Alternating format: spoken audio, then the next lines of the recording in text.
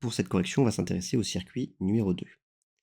Il s'agit du circuit schématisé à côté avec les valeurs indiquées. Donc on peut commencer dans ce genre d'exercice par noter les valeurs des tensions sur le schéma. Donc pour le générateur, on a 6 volts.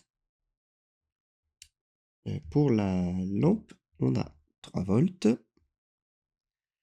Pour le conducteur ohmique, eh bien, c'est ce qu'on cherche, justement. Donc ça, on ne sait pas.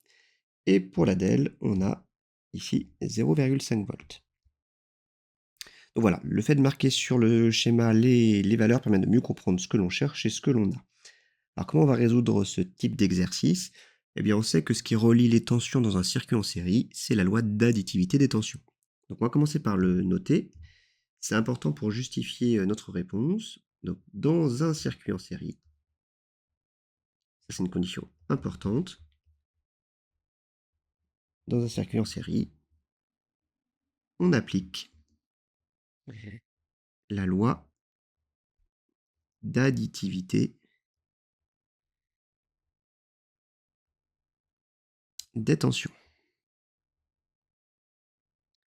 Alors, qu'est-ce que nous dit cette loi? Elle nous dit que la tension donnée par le générateur, donc EG, est égale à la somme des tensions aux bornes des récepteurs.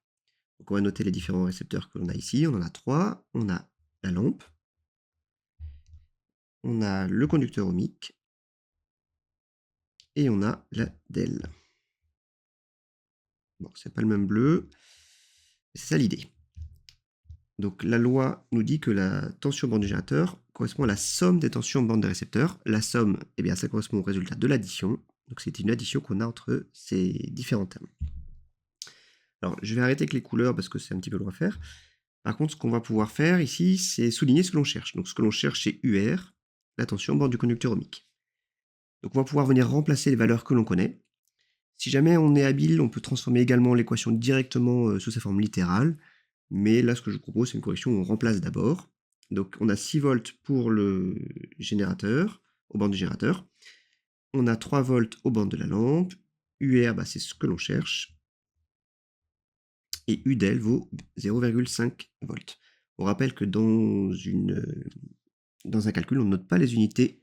Par contre, on va le noter au résultat. Alors, on arrive bientôt au résultat. Donc, on va transformer cette équation. On fait passer 3 à 0,5 de l'autre côté. Donc, ça fait 6 moins 3 moins 0,5 est égal à UR.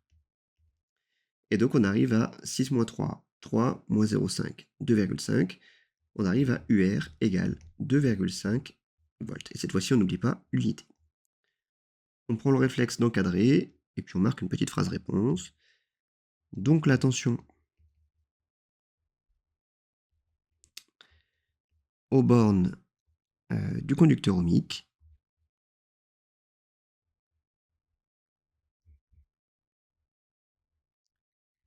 est de 2,5 volts dans cet exercice.